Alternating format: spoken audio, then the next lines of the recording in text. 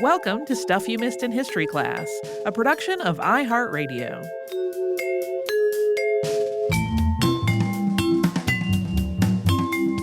Hello and welcome to the podcast. I'm Tracy V. Wilson. And I'm Holly Fry. I went on a trip to Asheville, North Carolina a couple of weeks ago. That's always been one of my favorite places, but I don't think I had been back there since moving to Massachusetts. Parts of that whole region have only barely started to recover from Hurricane Helene, which weakened to a tropical storm as it moved over Georgia, but it still produced truly devastating destruction in the southern Appalachian Mountains. But while I was there, I talked to a lot of people who worked in hotels and restaurants and shops and galleries around Asheville, and they were all very anxious for tourism to get back toward its normal levels there.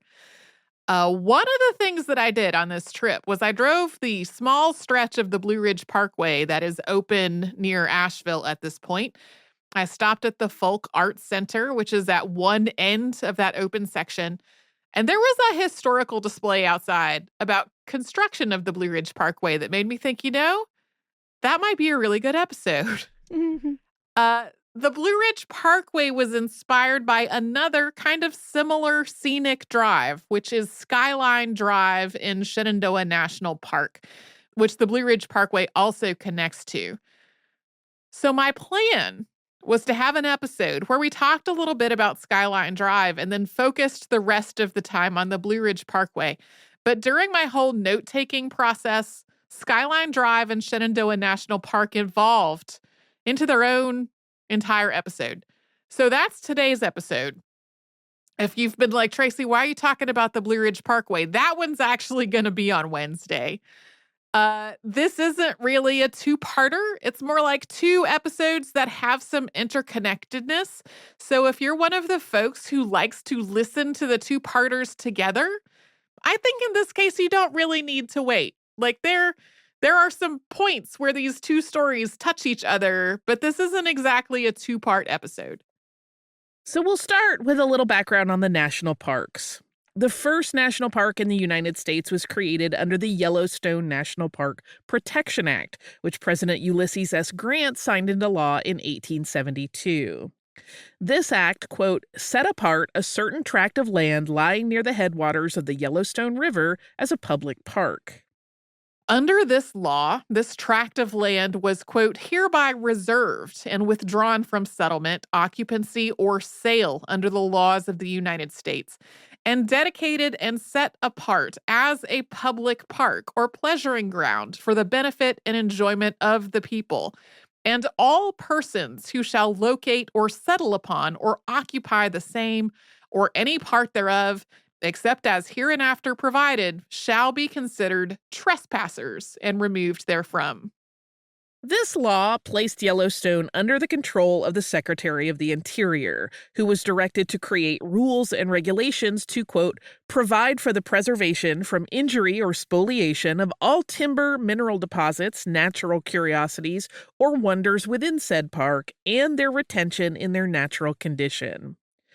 Any structures built on the designated land were to be for the accommodation of visitors. Fish and game were to be protected from, quote, wanton destruction, and from their capture or destruction for the purposes of profit. Under this law, anyone settling on or occupying land in Yellowstone would be considered a trespasser and removed. This act was ostensibly about conserving and preserving Yellowstone and its natural wonders. But it really didn't make any provisions or exceptions for the indigenous peoples who had been living on, using, and acting as stewards of this land since time immemorial. While some tribes and nations were still supposed to have fishing or hunting rights by treaty, later legislation made that explicitly illegal. In other words, federal policy and the whole mindset around the national parks framed Yellowstone as an untouched wilderness, rather than as a place where people had been living, hunting, gathering, and harvesting for thousands of years. The fish, game, and plants in the park had been a vital source of food for indigenous peoples, and those protected mineral deposits included sources of obsidian that indigenous people had been using to make tools and projectile points. Yellowstone also holds a deep spiritual significance for a number of indigenous nations, and it's considered sacred.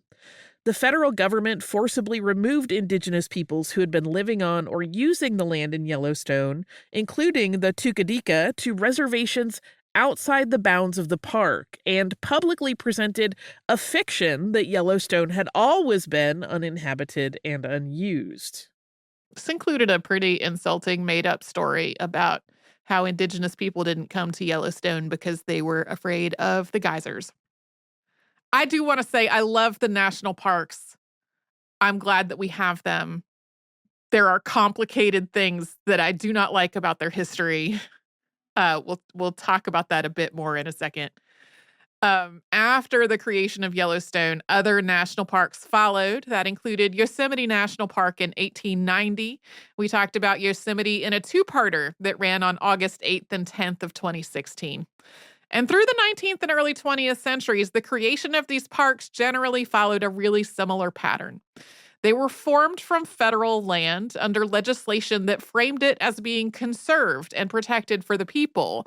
But the United States had obtained this land through warfare, genocide, and exploitive treaties with the indigenous peoples, and then the government forcibly removed those people from the land while maintaining this fiction that the park was protecting something that was pristine and untouched by humanity.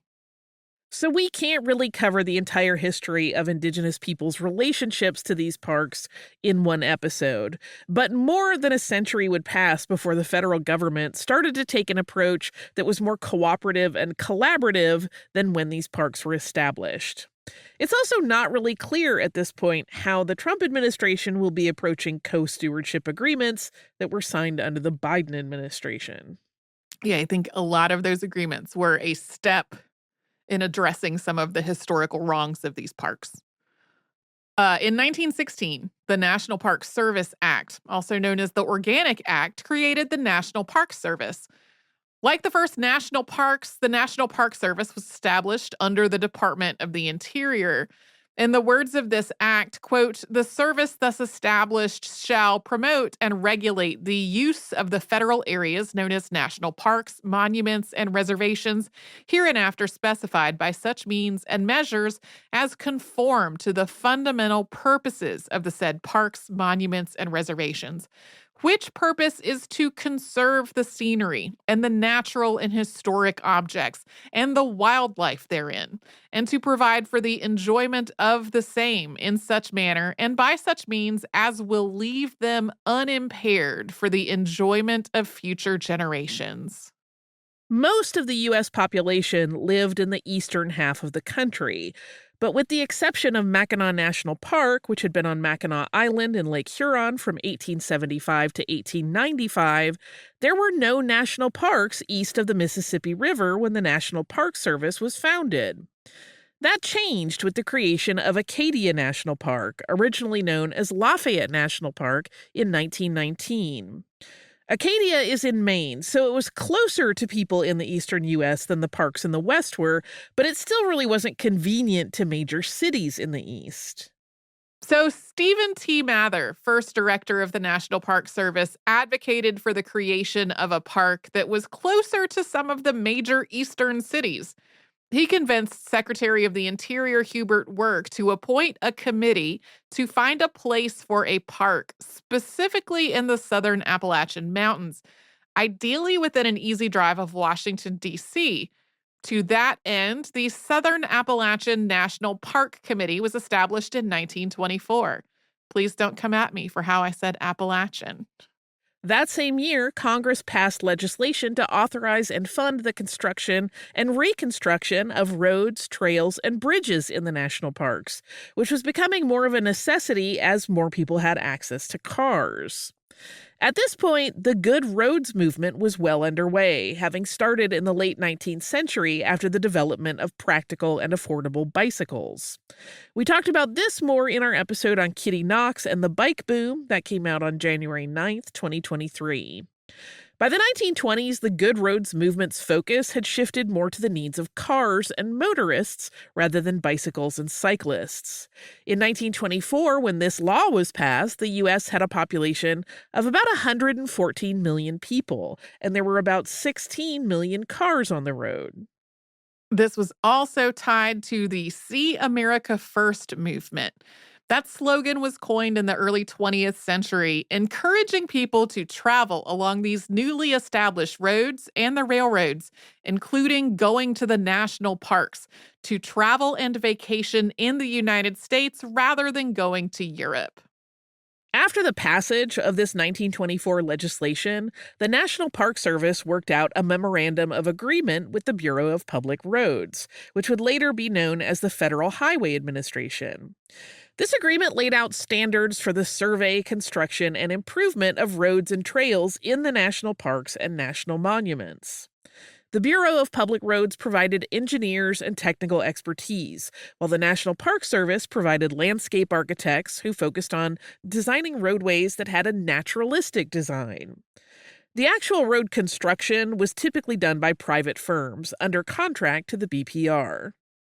So all of this, the roads and this agreement and the See America First movement, was part of the creation of Shenandoah National Park and Skyline Drive. We'll have more on that after a sponsor break.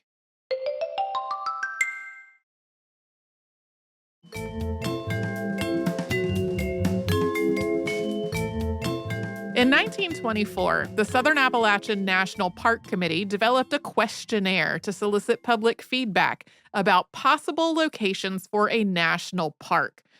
The committee traveled all around the Southern Appalachian Mountains. They mainly looked at sites in North Carolina, Tennessee, and Virginia, but some of the members also went to West Virginia, Alabama, and Kentucky.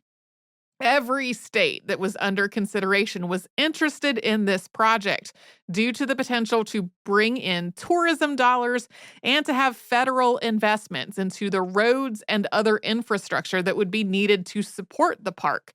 So cities and towns all around hosted all kinds of festivals and whatnot to try to attract attention. The committee was looking for sites that met these criteria. Quote, 1. Mountain scenery with inspiring perspectives and delightful details. 2. Areas sufficiently extensive and adaptable so that annually millions of visitors might enjoy the benefits of outdoor life and communion with nature without the confusion of overcrowding. 3. A substantial park to contain forests, shrubs, and flowers, and mountain streams with picturesque cascades and waterfalls overhung with foliage, all untouched by the hand of man. 4. Abundant springs and streams available for camps and fishing. 5. Opportunities for protecting and developing the wildlife of the area, and the whole to be a natural museum, preserving outstanding features of the Southern Appalachians as they appeared in the early pioneer days. 6. Accessibility by rail and road. In their report, the committee wrote that, quote, several areas were found that contained topographic features of great scenic value, where waterfalls, cascades, cliffs, and mountain peaks with beautiful valleys lying in their midst gave ample assurance that any or all of these areas were possible for development into a national park, which would compare favorably with any of the existing national parks in the West. All that has saved these nearby regions from spoliation for so long a time has been their inaccessibility and the difficulty of profitably exploiting the timber wealth that mantles the steep mountain slopes. With rapidly increasing shortage and mounting values of forest products, however, we face the immediate danger that the last remnants of our primeval forests will be destroyed, however remote on steep mountainside or hidden away in deep, lonely cove they may be. Ultimately, the committee recommended the creation of a park in the Blue Ridge Mountains in Virginia. It noted that this site was within about a 3-hour drive of Washington, D.C., and was within about a day's drive of 40 million people. And it described what it thought would be the park's greatest single feature, quote, a possible Skyline Drive along the mountaintop, following a continuous ridge and looking down westerly on the Shenandoah Valley, some 2,500 to 3,500 feet below, and also commanding a view of the Piedmont Plains stretching easterly to the Washington Monument, which landmark of our national capital may be seen on a clear day. Few scenic drives in the world could surpass it. In other words, this recommended park would be a place where people could hike and fish and camp and picnic and learn all about plants and wildlife and get away from the noise and the pollution of the city. And it would also be a scenic drive that you could travel by car. The committee also recommended a second location roughly 300 miles south of the first, in the Great Smoky Mountains on the border between North Carolina and Tennessee. The committee thought this site was superior, quote, because of the height of mountains, depth of valleys, ruggedness of the area, and the unexampled variety of trees, shrubs, and plants. But the Smokies also presented some challenges that the land in Virginia did not, including that it was very rugged with higher elevations, which would make road and park development more difficult. The Smokies also seemed to be prone to excessive rainfall, something that the committee couldn't really quantify but thought should be studied more thoroughly. When Secretary of the Interior Hubert Work passed these recommendations on to the House Committee on the Public Lands, he said in part, quote, recognizing the tremendous popularity and value of the national park system in its service to our people, it is my opinion that a definite policy should be adopted by the government for the creation of additional national parks in the eastern section for the public use and general welfare of its millions of inhabitants. Most of these live in densely populated communities and cannot afford the time or the money required to visit the western national parks. The East contributes its share to the upkeep and maintenance of the existing national park system, and for that reason, too, should be entitled to recognition. There were immediate calls for public support for this proposed park. For example, the committee's report to Secretary Work was printed in National Parks and Conservation magazine, alongside a notice to the Women of America by Mrs. John Dickinson Sherman, president of the General Federation of Women's Clubs. It said in part, quote, the General Federation of Women's Clubs is a service organization. The Women of America constitute the largest body for service in the world, and there are none more devoted. I appeal not to General Federation women only, but to the women of America to support wholeheartedly and enthusiastically the choice of Secretary Work's committee. Our national park system is a service system, or it is nothing. I am glad you read that part because the last sentence makes me cry. We've had good fortune in handing off the cry bits to the other person lately. We sure have. So Congress passed legislation authorizing the creation of both of the recommended parks, which President Calvin Coolidge signed into law on May 22nd, 1926. The site in Virginia would become Shenandoah National Park, and the site in North Carolina and Tennessee would become Great Smoky Mountains National Park. 3 days after that, Coolidge also signed legislation approving the establishment of Mammoth Cave National Park. There was a big difference between these three parks and the ones that had been established in the West. Yellowstone, Yosemite, and others had been created from land that the federal government already purportedly owned. So the government was setting aside land to serve as a park without having to make arrangements or spend the money to acquire it. But the land for these three parks was privately owned, mostly by small individual landowners. It would require a lot of time, money, and work to buy all of that land and then transition it into a park. The Southern Appalachian National Park Committee had referenced this situation in its report, saying, quote, we have not attempted to estimate the cost of acquiring this area as we are not sure that it falls within the scope of our committee's work. We suggest, however, that a spirit of constructive cooperation on the part of the state of Virginia and among some of the large landowners of this region with whom we have been in touch promises reasonable prices and perhaps a number of donations. We suggest that if Congress thinks favorable of this proposed park site, a commission be appointed to handle the purchase and to solicit contributions and to arrange condemnation proceedings if the state of Virginia deems it wise. The creation of such a park may well be made contingent on a limited total land cost. We talked about the process of acquiring land for Mammoth Cave National Park in our episode on the Kentucky Cave Wars, which came out on August 19th, 2024. The creation of the Great Smoky Mountains National Park is also its own story. For Shenandoah National Park and Skyline Drive, it was a whole process. The plan was for the Commonwealth of Virginia to purchase the land and then donate that land to the federal government. Virginia didn't actually have a budget to buy that land, though. The money would, at least in theory, be coming from donations.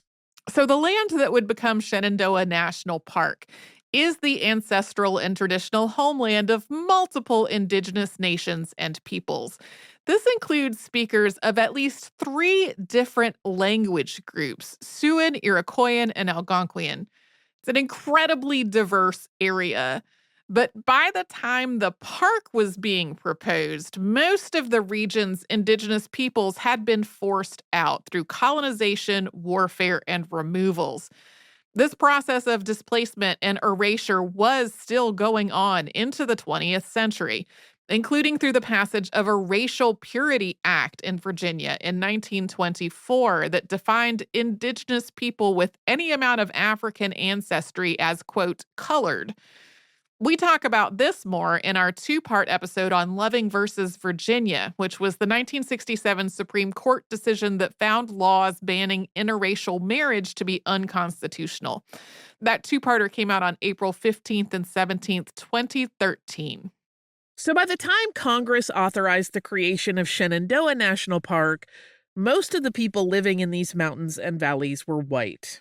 They were mainly subsistence farmers who lived primarily on small tracts of land that had some planted crops, some pasture for their animals, and some forest for timber and other resources. There were some people who had land they were willing to sell, but for the most part, it was land they didn't have some other kind of use for. Otherwise, this was often land that people had been living and working for generations, and they didn't want to leave it. So 2 overlapping, interconnected projects started at this point. One was securing the land and the right-of-way that would be necessary to build that, quote, possible Skyline Drive along the mountaintop that the committee had described as the possible greatest single feature of this national park. That road was intended to travel all the way from one end of the park to the other, where it would provide access to campgrounds and picnic areas and other amenities, while also functioning as a scenic road for sightseeing. The construction of this road would be paid for largely through federal funding. And then the other project was to survey and acquire all the land for the rest of the park. And that was meant to be funded by private donations. We will talk about that more after we pause for a sponsor break.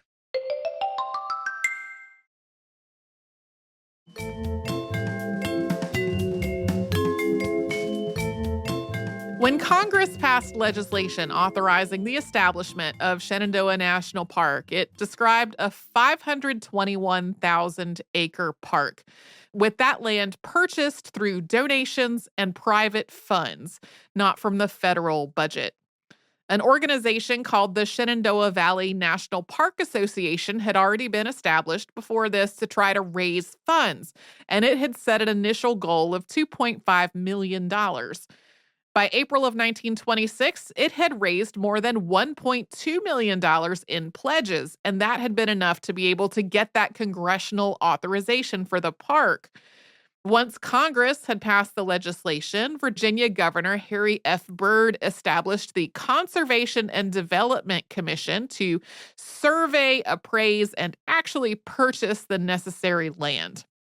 It became clear almost immediately that the $2.5 million fundraising goal was not going to be enough.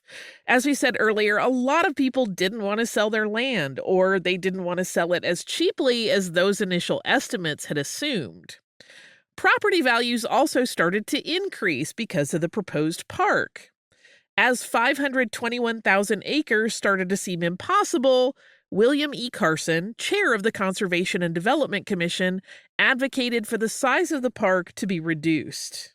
This was the first in a series of size reductions for the park in progress, but it was not enough to bridge the gap between the estimates and the reality. It also didn't address the fact that the state needed to acquire land from hundreds of individual landowners, some of whom were adamantly opposed to selling. Like sometimes appraisers showed up at somebody's home and they were greeted with a shotgun. Even in the best circumstances, this would have been immensely time and labor intensive, but the circumstances really just seemed to be getting more and more contentious. So, in 1928, Virginia passed a Blanket Condemnation Act, which allowed the state to file one condemnation notice in each of the counties where the park was going to be, and then condemn all of the applicable land and purchase it by eminent domain. The thought process behind this law went back to the aftermath of the Spanish-American War, when the U.S. used a similar tactic to compensate the Vatican for church-owned land that residents of the Philippines had settled on during and after the war. Carson's brother had served on the Supreme Court of the Philippines and was very familiar with this strategy. Of course, this blanket condemnation led to pushback and court cases, but it did allow the state to start acquiring the necessary land a little more quickly. People were paid for their land, but there were a lot of disparities in terms of how much they were paid. Like people who could afford a lawyer or who knew how to contact to get help, they generally did better than people who were poor, isolated, and didn't have a lot of access to education or resources. Like if you had a personal line to your state rep who could argue with this committee on your behalf, you might get a lot more money than somebody who really didn't know where to start with all of this. But then the Great Depression started in 1929, and that meant it got a lot harder to bring in new donations to pay for the condemned land and to collect on people's earlier pledges. By 1932, the minimum acreage needed for the park had been reduced to 160,000 acres. It ultimately took 10 years and an appropriation of $1 million from the Virginia General Assembly to acquire the necessary land. Virginia had not been paying to, or had not been intending to do that, and was like, if we don't put in this $1 million, it's not going to happen. As all of this was going on, the federal government was also building Skyline Drive as the park's access road and scenic parkway. This started with the creation of a fishing camp for President Herbert Hoover, who was the president at the time. William E. Carson had secured exclusive fishing rights on a part of the Rapidan River and convinced the president to establish his fishing camp there. The presidential fishing camp required a road, and this area was also in the middle of an intense drought. So this road building became a federal drought relief project. The Federal Drought Relief Administration paid for out-of-work farmers and fruit pickers to build the road. And then the road became part of Skyline Drive, and the president's fishing camp became part of Shenandoah National Park. This first phase of work initially connected the fishing camp to Big Meadows, Skyland, and Thornton Gap.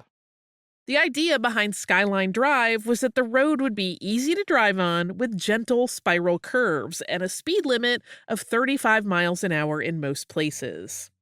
Engineers and landscape architects used techniques that had been refined on roads and parkways in the parks in the West. It was built in segments of about 10 to 12 miles, with each segment being built with a different crew, most of them locally hired. Much of the manual labor was paid for by relief programs, first drought relief and then relief from the Great Depression. These segments had their differences based on the needs of the land along each stretch, but there was also a sense of unity stemming from the landscape architect's initial work to plan a road that would simultaneously have the best views and the least impact on the landscape. So the road was built along a mountainside or carved out from the mountain with soil that was then used to fill in other areas for the road. Blasting was limited and tightly controlled to minimize any scarring or destruction of the landscape, and large trees were protected as much as possible.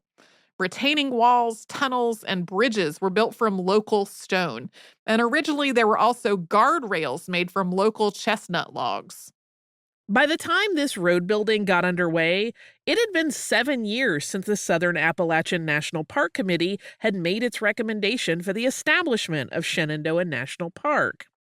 While there was plenty of controversy around the park and the fundraising and the land acquisition, people were also incredibly impatient for it to be open. An unpaved portion of the road from Camp Rapidan was opened to the public temporarily in the fall of 1932. And while drivers did seem to enjoy the view, the temporary opening made it clear how much work there really was left to do.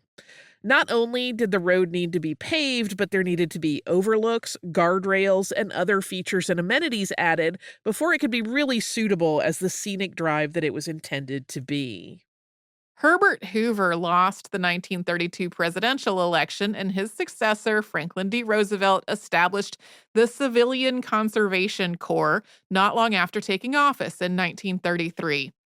This was part of the New Deal, the set of projects and programs to try to help the United States get through the Great Depression. The CCC was created through the Emergency Conservation Work Act, which was legislation passed by Congress, as well as Executive Order 6101, relief of unemployment through the performance of useful public work. The Civilian Conservation Corps provided jobs for unemployed, unmarried young men, and a lot of that work was related to parks and natural resources.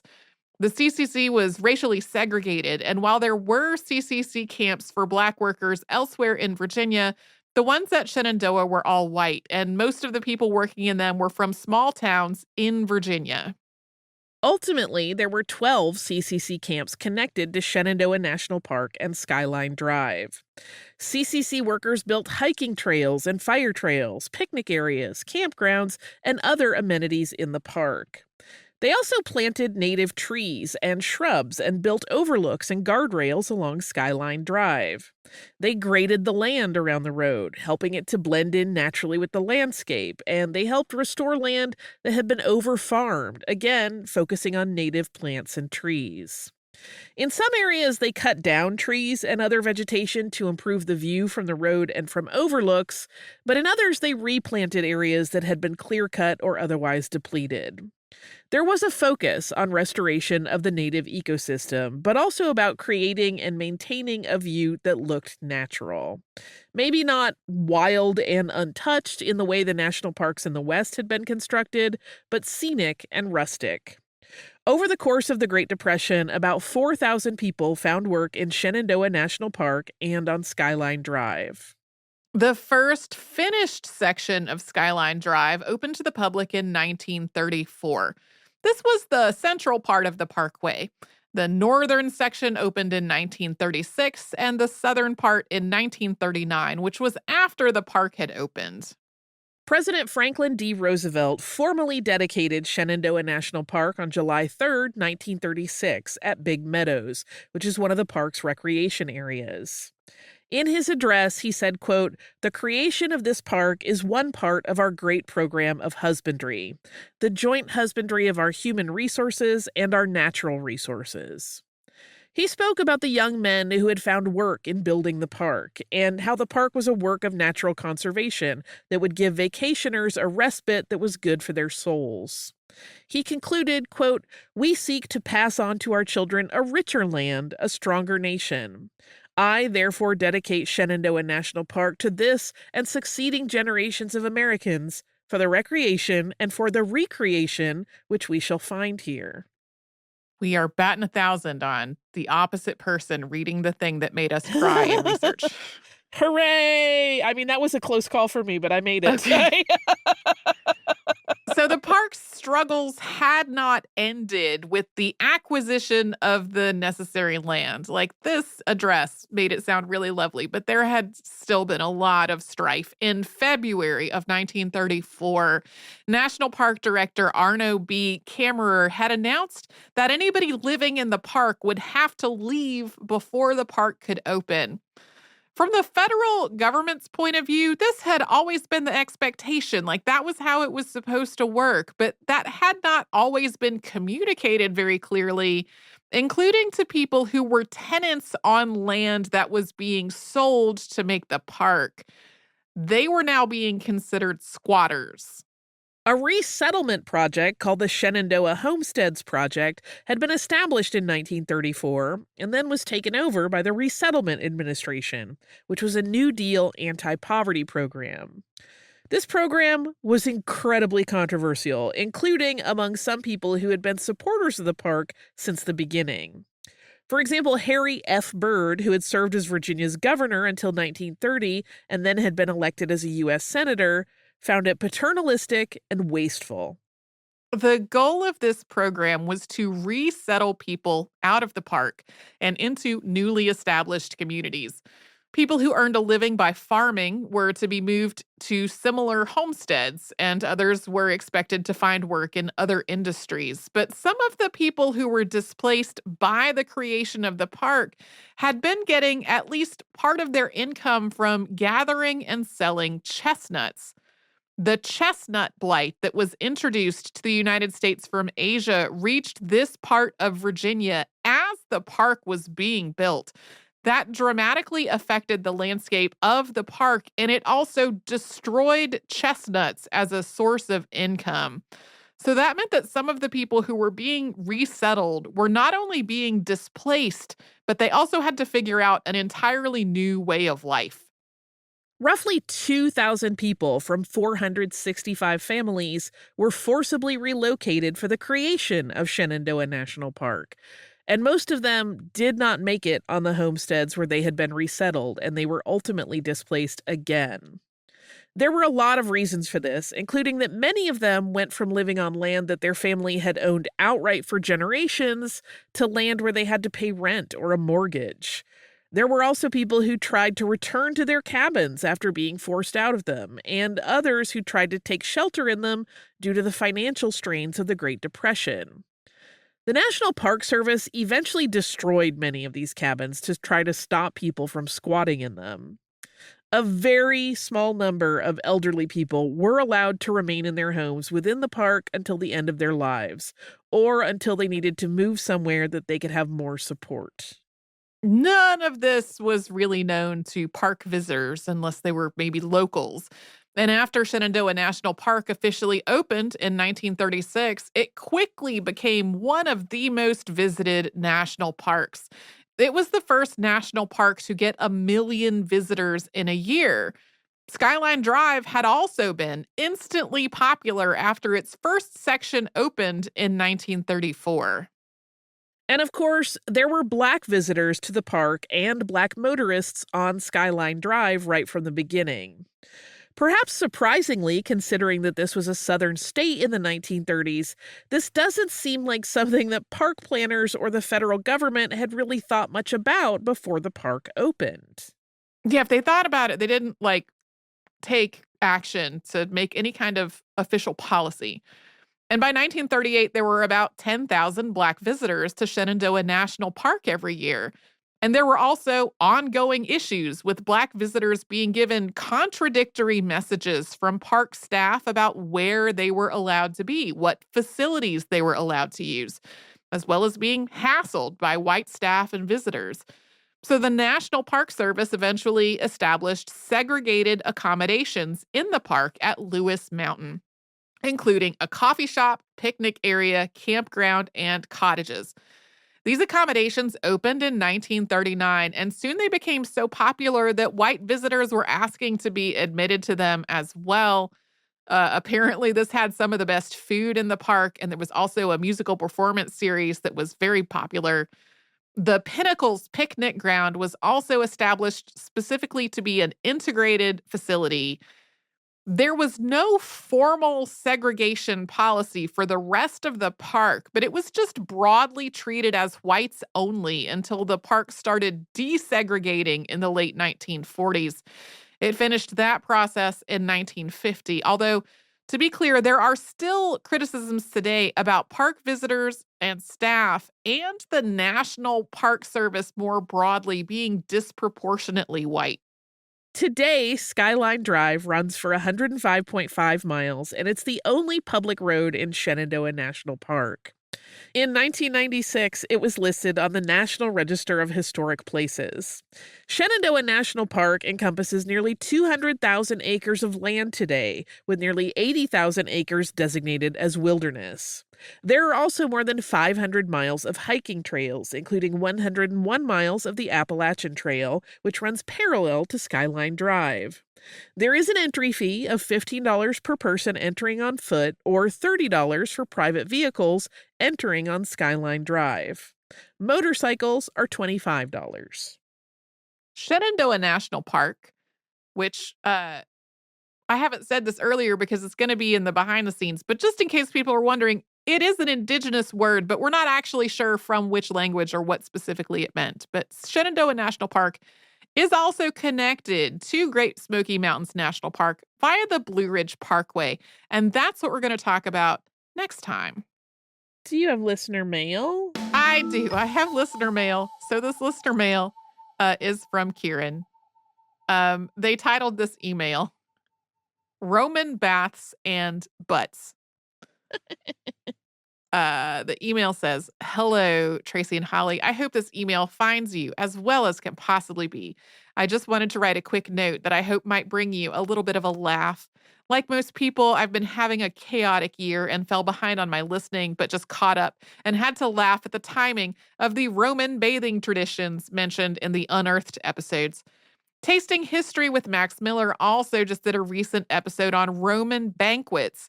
This time, specifically roasted flamingo, and quoted a few wonderfully spicy quips from the poet Martial. Infamous for his copious writings about whether or not he was invited to someone's dinner and his perceived quality of their company, Martial wrote to / one acquaintance, quote, "You don't invite anyone to dinner, Kata, except your bathing companions. The baths alone supply you with guests. I've been wondering why you never invite me, Kata, but now I understand. You don't like the sight of my bare butt." Clearly, modern humans are not the only ones to perhaps have some misgivings about bathing and dining with all your work colleagues and acquaintances. LOL. I have not yet read Marshall's copious epigrams, but this episode made me want to put them on my reading list. Anyway, thank you two so much for all that you do. I cannot express in words how much I appreciate you both. I want to add my name to the list of people thanking you, particularly for the Unearthed episodes and especially their introduction. Thank you, thank you, thank you. I know this year has been a doozy thus far, to say the least.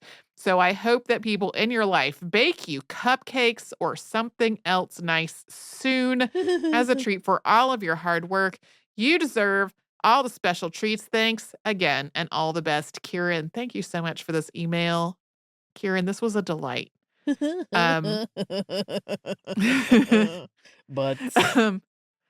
I don't really have anything else to add. I just loved that. And I hope that Martial is how Marshall's name was pronounced as an ancient Roman person. I did not go look it up. If it's some other pronunciation that pronounces letters differently, sorry. Now I want Tina Belcher to become obsessed with Roman butts because, she has a butt fetish. If you'd like to send us a note about this or any other podcast or history podcasts at iHeartRadio.com. And you can subscribe to our show on the iHeartRadio app and anywhere else you like to get your podcasts.